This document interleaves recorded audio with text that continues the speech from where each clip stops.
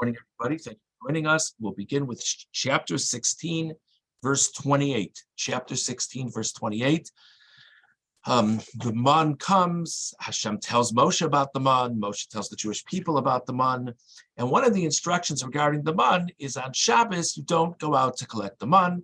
A double portion of the man falls on Friday, and that's that.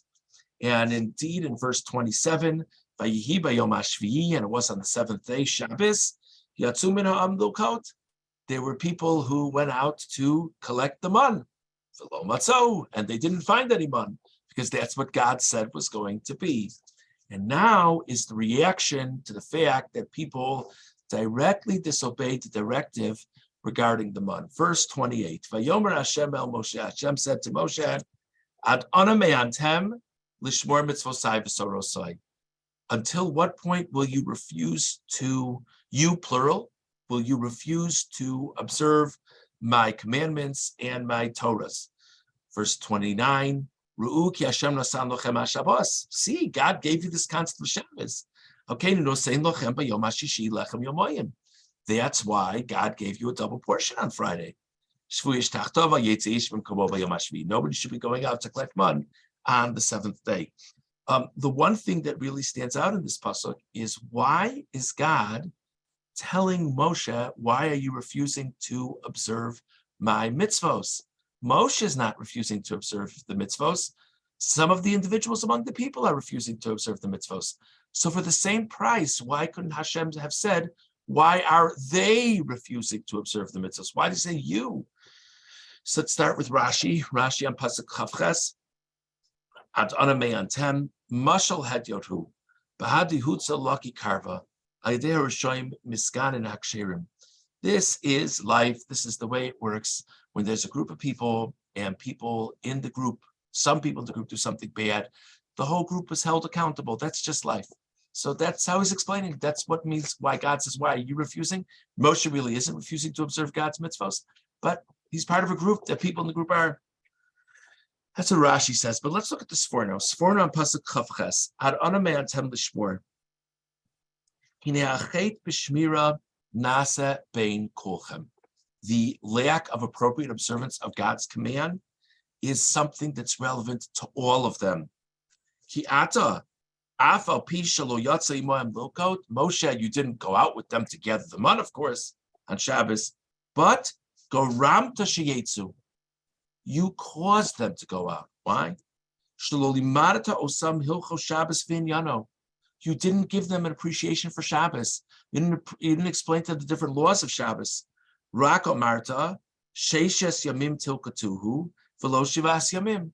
Moshe's instruction was you should collect the man for 6 days and not on the seventh day. Ubazeh maru espicha. And because of that, that's why they disobeyed you. V'yomarta v'yom hashvi Shabbos lo yabo v'heim lo heminu l'dvarcha. You said, here's the schedule. Man will fall for 6 days. Seventh day is Shabbos, special day. There's not going to be man out in the fields. You didn't explain the importance of Shabbos. You didn't explain the gravity of Shabbos. You just said a fact. God's not going to bring it on Shabbos. V'heim lo heminu l'dvarcha. So then the only reason to not go out to the fields is if you believed Moshe's factual statement. Maybe a person's skeptical. They tell me there are sometimes people skeptical when public figures say something or another. So they were a little skeptical.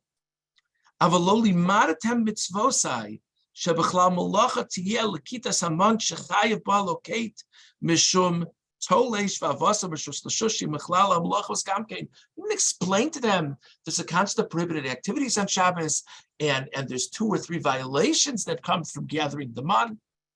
So very, very interesting Sforno. The Sforno is saying that God is telling Moshe that Moshe is also responsible. 2 things interesting about it. One is the fact that Moshe could have conveyed it differently means he's responsible when they didn't do it right. That's a very interesting charge to anyone who's responsible for another person, be it, a community, family, work, neighborhood, everything.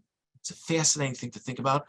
But then within the realm of being responsible for what the people under his leadership do, Hashem is teaching Moshe something else. It's not enough to tell people what to do and not to do.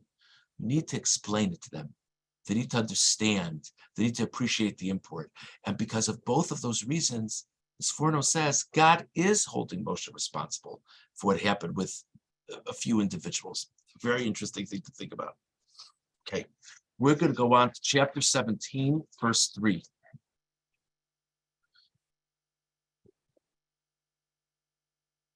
Let's say you start chapter 17, verse 1, excuse me. So the Jewish people, based on the directive of God, traveled to the desert, from the desert of Sin. They camped at a place called Refidim. There was no water to drink. Verse 2. The people argued with Moshe. No, you're in charge. We don't have water. What's going on? Give us water to drink. Vayomer lahem Moshe. Moshe said to them, Matrivuni moti. What are you arguing with me for? Matin asunas Hashem. Why are you testing God? Whatever the plan is, the plan will be. Don't get all upset. Verse 3. Vayitzma sham ha'am lamayim. The people had terrible thirst for water there. Vayolan ha'am al Moshe. And the people complained to Moshe. Vayomer, and he said, Lamazel, Lisanam Mitzrayim, Lamisosi, Viesponai, Viesmikdai Batsama. And they said to Moshe, what'd you bring us out of Egypt? Why did we schlep out of Egypt that we're all going to die by thirst here in the desert? How could that be? So Hashem says to Moshe says to Hashem, what am I going to do? Hashem says, take a staff, strike the rock. This is not the famous Moshe striking the rock. That's going to happen later. But that's what happens here. A very, very basic question. Why did it have to get so bad? In other words, agreed, the people did not react the way they were supposed to react. But God runs the world. It can't be that God didn't understand they were going to be thirsty. If God has a plan, why can't it be? Why can't we be proactive? Why should it have gotten so bad? The people were worried they were going to die. Urachayim on Pasuk Yimol. Vayitzma Sham. This story really arouses a question. Why would God put them in this terribly difficult circumstance? Lamos batsama, that they're on the verge of dying by thirst.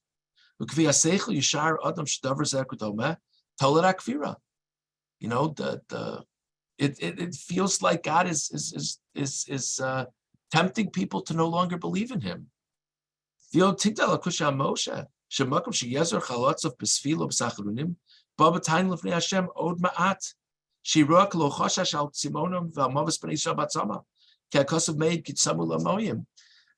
I emphasized this enough when we read the pasuk, but in verse 4, so the people come to Moshe, they speak very strongly, and now Moshe davens to Hashem. So what would you guess Moshe would say to God when he davens to Hashem at this moment? How about Hashem? They really need water. Please bring them water. What does Moshe say to Hashem? What am I going to do with these people? I feel like they're on the verge of stoning me. Well, okay, again, they probably spoke more harshly than they should, but isn't it understandable that they spoke this way? They're terrified. So why did Hashem put them in this situation? And why is Moshe reacting this way? Venira, says the Orach Chaim, it would appear, Ki Hashem nisosam, God has tested them, lahadricham loses eineim u'lespal of Hashem. God is testing them. He wants to give them guidance. They have to raise their eyes and daven to Hashem. This is a foundational point when it comes to faith in God and making ourselves complete. V'timtza shenischakim Hashem ala davar v'lo nasan lahem man yom lachodesh el dvar yom biyomo. So first of all, he says this idea of giving them a sense that they always need God's help.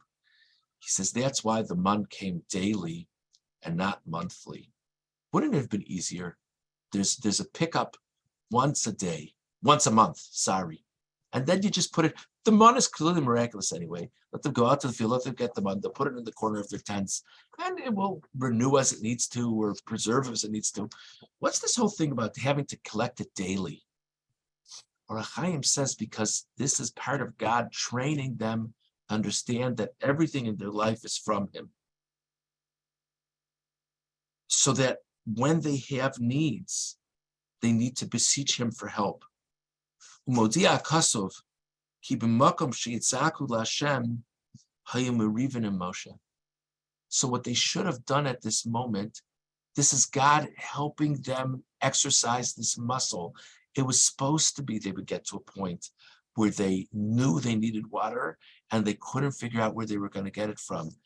And this is the training. At that moment, when you feel like you're running up against the wall, that's when you daven to Hashem. We don't have to wait for those moments to daven to Hashem.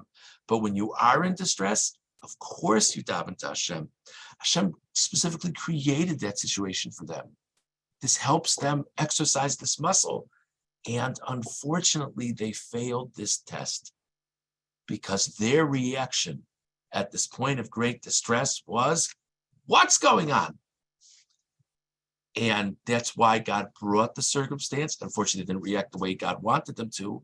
And that's why Moshe speaks critically of the Jewish people when he asks Hashem for help. Because Moshe gets it. Moshe understands. Moshe's not bothered by the fact that they want water. Moshe's bothered by the reaction to needing water. They should have davened to Hashem. And instead they're complaining to Moshe, what kind of terrible leader are you? It's an interesting thing to think about. We had the Kli Yakar yesterday about the lessons of the month for how we view our financial well-being. And now we have this lesson of the Orach Chaim today of the power of tefillah and how that's part of the program. And when it's specifically when we feel a need and when we don't know what else to do, it's not just, well, I have nothing else to do, I might as well daven. That could be an invitation from God to daven. We don't know. But we have the most potent tool out there, and we just need to use it. That's the point that Orach Chaim is making here. It's late. Let's just see one more pasuk. Verse 9, chapter 17, verse 9. Famous story that Amalek starts waging a war against the Jewish people. Moshe says to Yoshua, choose for us men, and go and fight against Amalek. Tomorrow I stand on the top of the mountain, and the staff of God will be in my hand. Such an obvious question.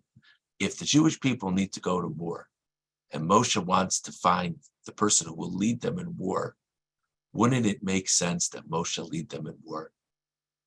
I mean, it doesn't sound like Yoshua is some uniquely skilled warrior. So Moshe says, Yoshua, you lead the fight. I'm going up to the mountain.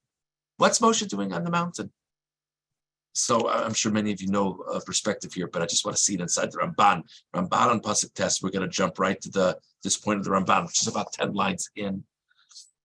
Ramban says, Vatam, Shetziva Moses Yoshua Lilachim Amalek. The reason why Moshe commanded Yoshua to fight against Amalek, Bavur Shispalhu Benasius Kapayim Arosh Hagiva.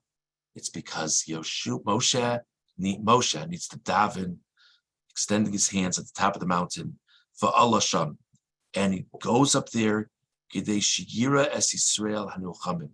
He needs to see the Jewish people at war.